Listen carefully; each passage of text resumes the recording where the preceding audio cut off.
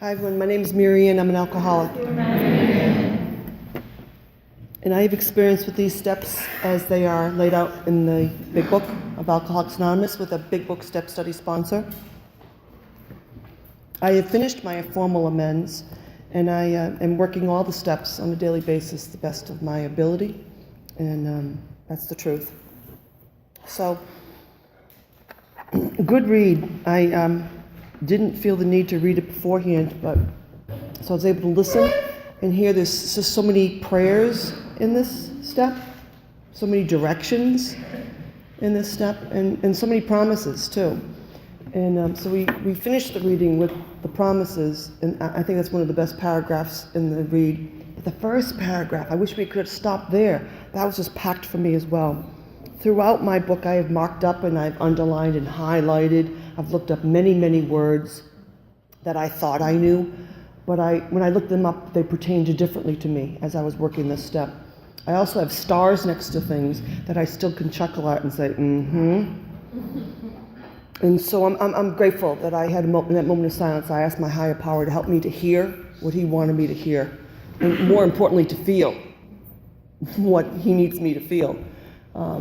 Because I can get caught up in those negative emotions and want to take a hike, geographical cure, you know what I mean? And so I know how to sit with myself now and invite my higher power in, and isn't that a beautiful thing?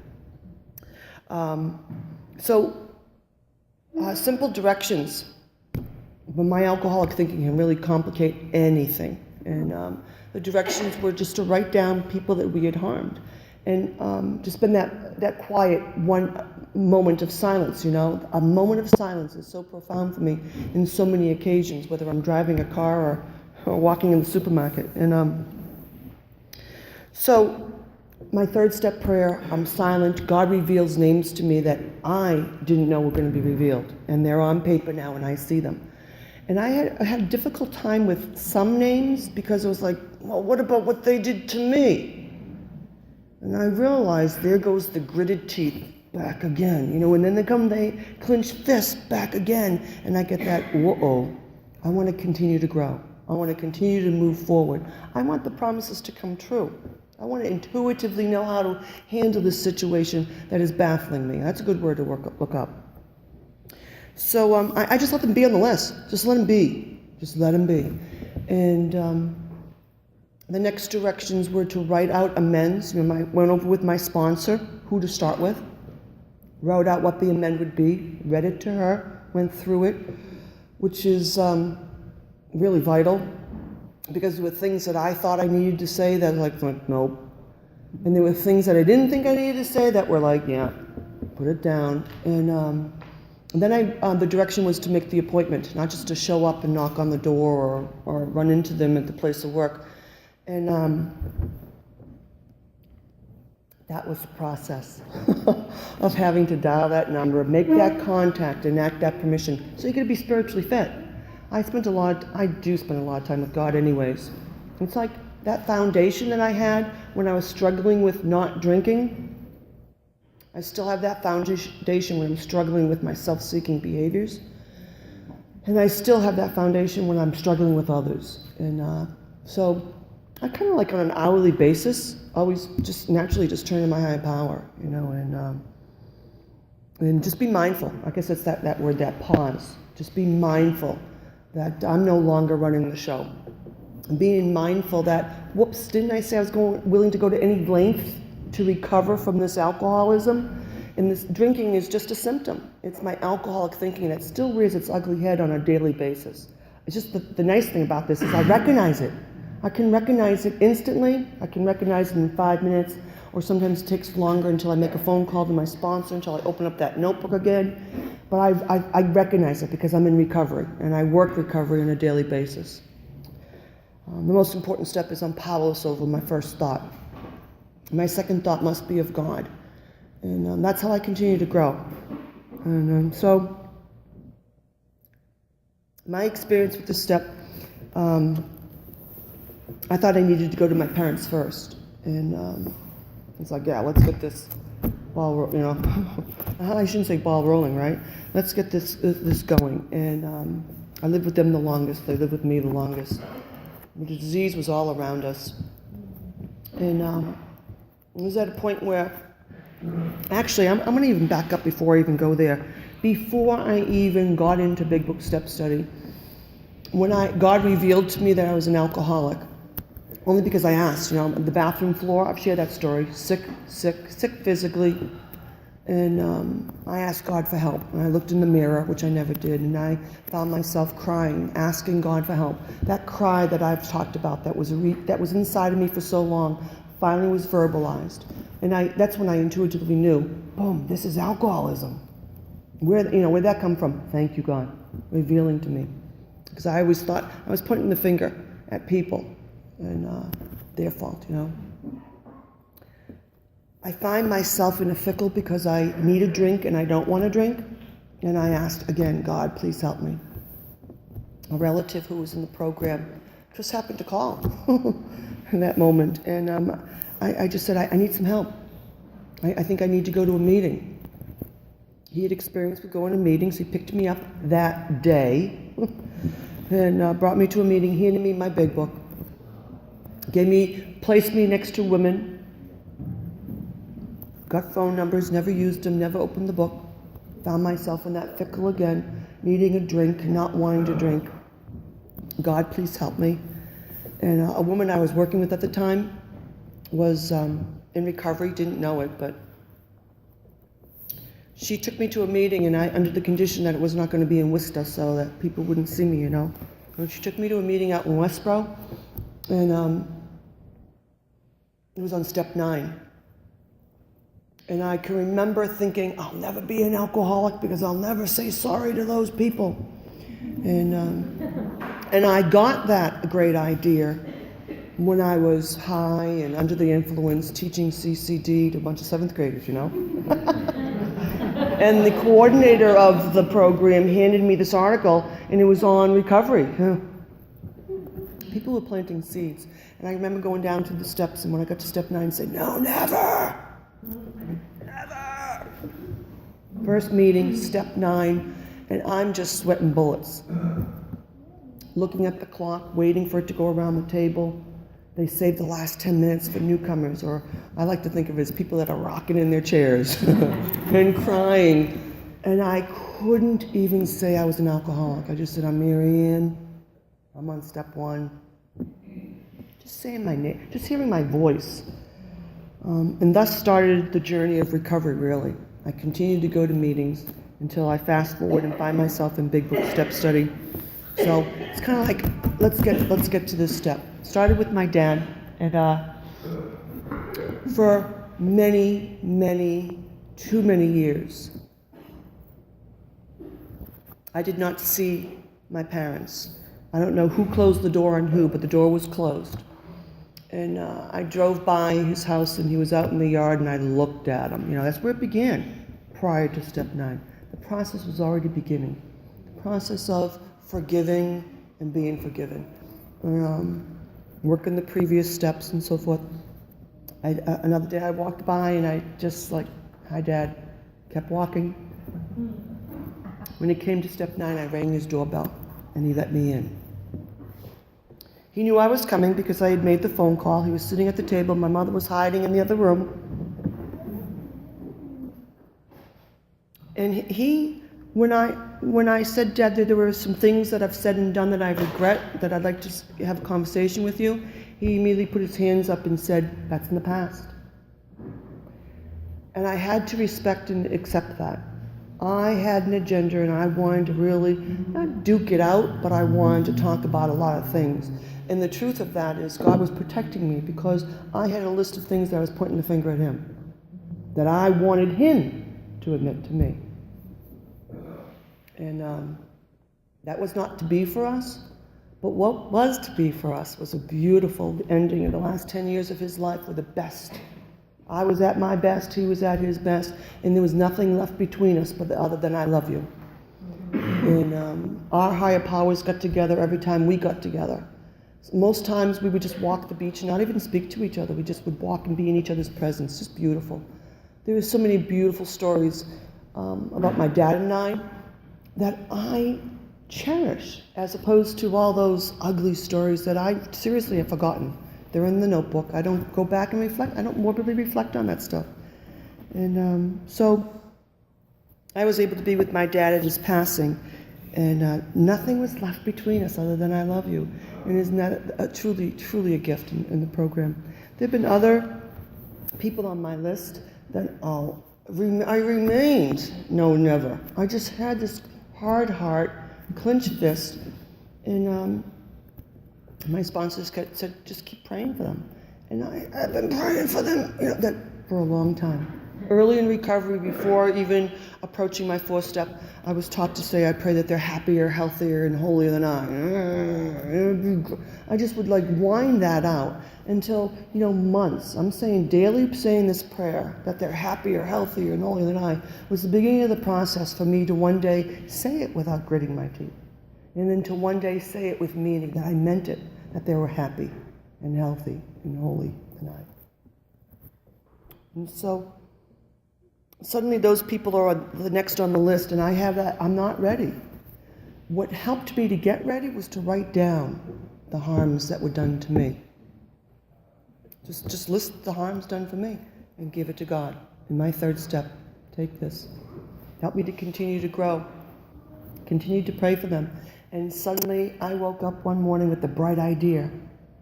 I think I'm going to call my brother. It's a great idea. Run it by my sponsor. She said, it's time. Make the phone call. I had the forgiveness, the grace of God.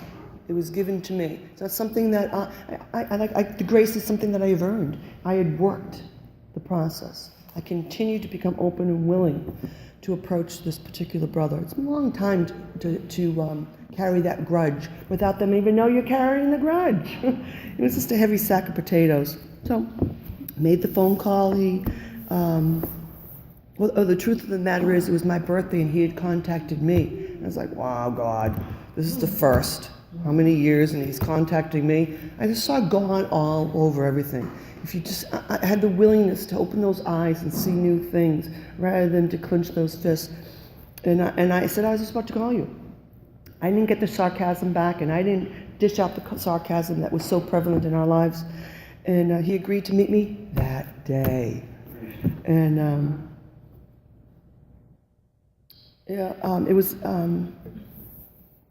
it was very sweet. It was very gentle. It was very simple.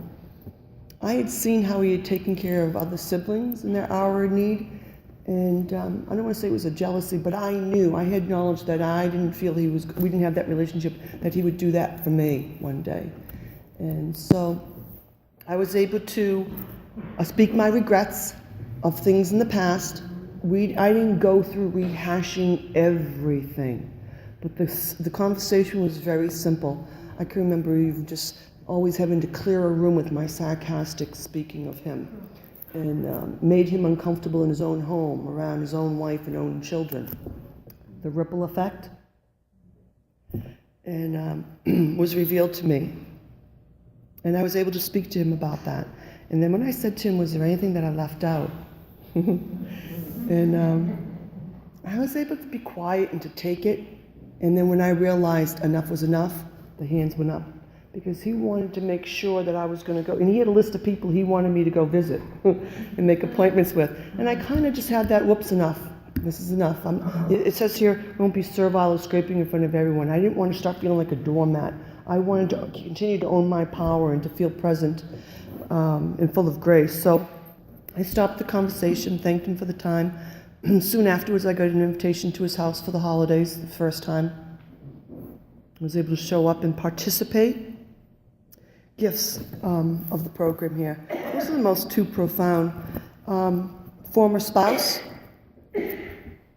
Got permission, ran it by my sponsor, wrote it out. He was remarried at the time, so I had to, I sought his permission before I sought him out. And we met at a neutral place, and it was short and it was sweet, and I was gone. And he didn't want to rehash anything out. He took ownership for 50% of the relationship, which was really good. It was another gift from God. I was like, thank you, God. Little things that were like, because I took whole responsibility for a lot of ruined relationships, and it wasn't God was revealing to me, it wasn't all your fault, 50%. I heard it. Thank you, God. I know that our children are no longer uncomfortable in the presence of us all together, whereas they used to be. I know that a lot of healing has happened from them. I know that as our children continue to grow, we continue to have conversations when appropriate with each other. When I asked him if there's anything that I had left out, he had asked me a really serious question that I just don't feel the need to share here. And I was able to speak the truth about it without hurting him. It says when to do so would injure them or others. I knew, God guided me. I don't even remember the exact words, but I knew it was a very appropriate answer. Something along the lines of, I've always loved you, I've always wanted to be your wife. Which was the truth. It just didn't work out that way. Alcoholism tore us apart. And I was 9 years sober when I finally knew that it was time to leave that relationship. Didn't meet the sex ideal and so forth and so on as we moved forward in the process. Gifts of this step are really remarkable. When I wrote down in the beginning of this process what I hoped to get out of this was a freedom. It was a happiness. And I have those things today. It's the anger and the fears, resentments that sneak in that I recognize instantly now because of going through these steps. I think I'd be remiss if I didn't speak about my sister Kathleen. It wasn't until that I was able to make my amends to her at her last hour before she died. And I was able to be present in her room. I was able to care for her and pray for her, groom her, hold her hand. I could feel her disease, talking to my disease. But I'll tell you, the higher power is much greater than the disease. And I was with another sibling who was watching this whole thing go down. And I was able to speak to her that, I was able to let her know that she was a sister that I always loved, that this disease of alcoholism had gotten into the way, things that I regretted. We went to the same high school together. I don't remember ever seeing her. I'm sure we both turned the other way. Just a terrible way to live. I promised her that I would look after her son, and I've held on to that promise.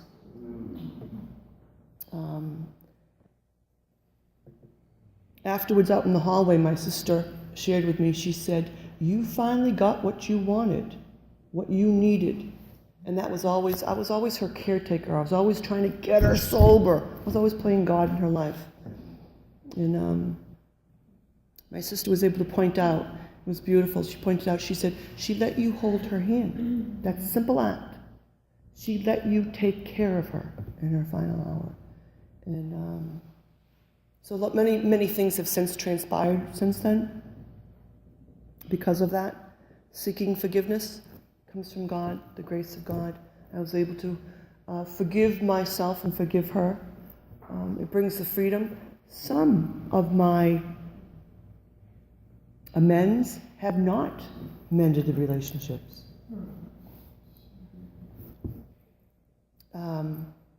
God puts people in your life for a reason. He takes them out of your life for a reason. Whether they have a title of a sibling or a neighbor or a coworker or not, it doesn't matter. But I know that I've done my part by making that direct amends. I know that I intuitively know when the time is right. I'm right with my higher power. The time is revealed. Working with my sponsor, the words are revealed. They're written on an index card. I review them. I'm prepared for when the time is right, for when the other person agrees to answer the phone, when the other person agrees to have the meeting.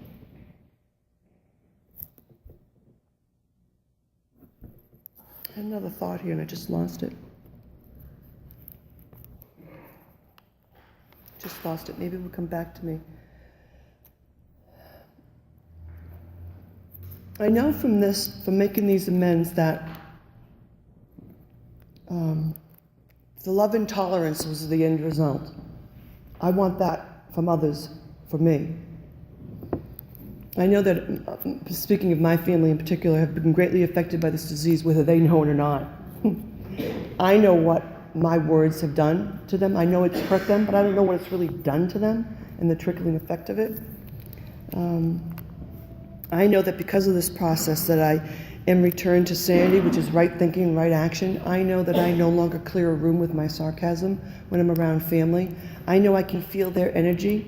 So it's kind of like when one person grows in recovery, the relationship does change, the dynamics does change. It doesn't mean that other people are going to get well. I guess that's what I wanted to say. Not everyone gets well from my amends, but I get well. It's kind of like I don't have to do the about face when I'm running into someone in the market. I can show up at family functions. I had a sibling say to me, I didn't think you were going to show up. I can show up. I participate in my life. I accept invitations when they're presented to me, and I know that God already has planned out who's going to be there and who's not. It's part of my ongoing taking my inventory is not taking their inventory.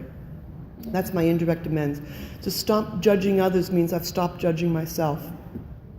When I think highly of others, I'm thinking highly of myself. I cease fighting anyone or anything. And I recognize today when I am fighting.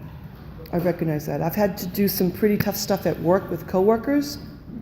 Done a lot of work with my sponsor and my higher power in those areas. And I've gone through the procedures, through the right channels, all the way up to human resources, to sit down and have a talk with someone. And I've walked away with my head held high, with a new conviction, with a new strength, a new power, that I've done the right thing, because I wasn't impulsive and just said something off the cuff. I don't know if that makes any sense to anyone, but it makes sense to me. Because I know myself well, it's kind of like I can see the disease in other people. Because I continue to work with others in the program, because I continue to read this book, I'm getting to know myself even better. More is revealed to me about me, and in truth, about my family and other members. I think most of our society, don't you think, is affected by this disease? And so I can see people with a Band-Aid on their forehead, treat them with kindness, not take things personally. Making that amends is changing my behaviors, changing my thinking. I'm grateful for that. So I'm sure there's some things left out, but I'm going to be quiet right now because I enjoy the process of listening to what people have to say so I can continue to grow. So I hope there's something here that I've said that's come from my higher power to your higher power, that's helped you to work this life of recovery. And wherever you are in the process, keep moving forward. Thanks.